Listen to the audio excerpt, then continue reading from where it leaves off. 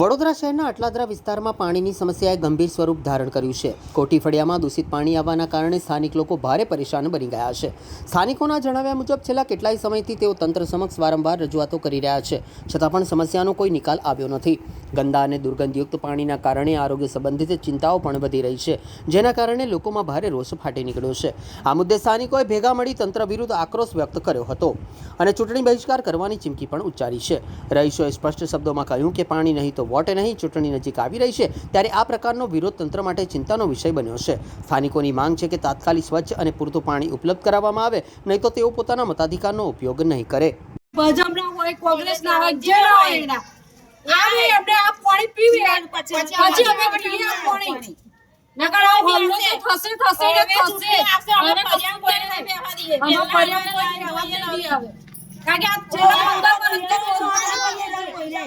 Complain કરી છે, complain વાળા આવવા તૈયાર છે નહીં। આજે આ સમસ્યા 15 વર્ષ પહેલાની જ છે।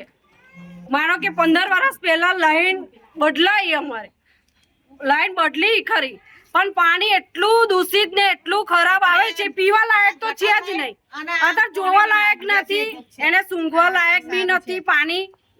તો પછી છોકરાઓને બીમારી અત્યારે તમે એવું કહો છો કોરોના નીકળે છે, કોરોના આ કોર્પોરેશનમાં જ કોરોના છે, બીજો કઈ કોરોના નથી। કોઈ રોગચાળો નથી આવતો, કશું જ કશી વાતે આવતું નથી, પણ પાણી પીવાથી બધું જ થાય। જીવન જરૂરિયાત વસ્તુ શું છે? પાણી છે। નહાવા ધોવાથી મોડીને બધું જ પાણીથી થાય છે, તો પછી શું કરવાનું? રાંધવાનું તોય પાણીથી, આ જ પાણીથી કરવાનું છે। બોલો, બીમાર તો જો શરદી ખાંસી ઉધરસ તો કોઈને મળતી જ નથી, બરાબર છે। દવાખાનામાં જાય તો કોરોના કઈ રિપોર્ટ કાઢી કાઢે છે, એટલે અત્યારે ડોક્ટરોનું કોઈ એ નહીં, બધા પોતપોતાના માટે જ છે એવું સમજી લેવાનું, કોઈ જનતા માટે છે નહીં। બેન, આગામી સમયમાં ચૂંટણી પણ આવી રહી છે, શું કહેશો? આગામી સમય જો ચૂંટણી આવી હશે, અમારી લાઈન બદલાશે, નવી લાઈન પેલું કામ થશે તો અમે વોટ આલવા બહાર નીકળીશું। બાકી આ ફરિયાની અંદર અમે વોટ આલવા કોઈને બહાર નીકળીએ નહીં, અને એવું સમજી લેવાનું કે અમે વેરાઈ બી ભરવા તૈયાર નથી। ઘર જેને ઉચકી લઈ જવું હોય લઈ જાય, લાઈનો ખોદી લઈ જાય તો કોર્પોરેશન લઈ જાય, લાઈટ બંધ કરી દે, જે કરવું હોય કરે, પણ અમે વેરા બી ભરવાના નથી। જો લગીન અમારો પ્રશ્નનું સોલ્યુશન નહીં આવે તો એ લગીન કઈથી વેરા ભરવાના? લાઈટ બિલ ભરીશું તો વેરો કઈથી ભરવાના અમે?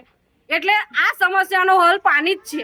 પાણીનો સમસ્યાનો હલ થશે ને તો રોડ રસ્તા બી ચેક કરી લો આવીને, બધી સમસ્યા અમાર છે, પણ મેન તો પાણી જ છે। અમારી જીવન જરૂરિયાત વસ્તુ પાણી છે, તો અમારે પાણીની જ સમસ્યા સોલ્વ કરશે તો જ અમે અહીં કોઈને વોટ આલવા નીકળીશું, બાકી અમારા વોટ ફેલ જશે, કોઈ વોટ આલવા નહીં। મેં સુધાબેન ચાવડા।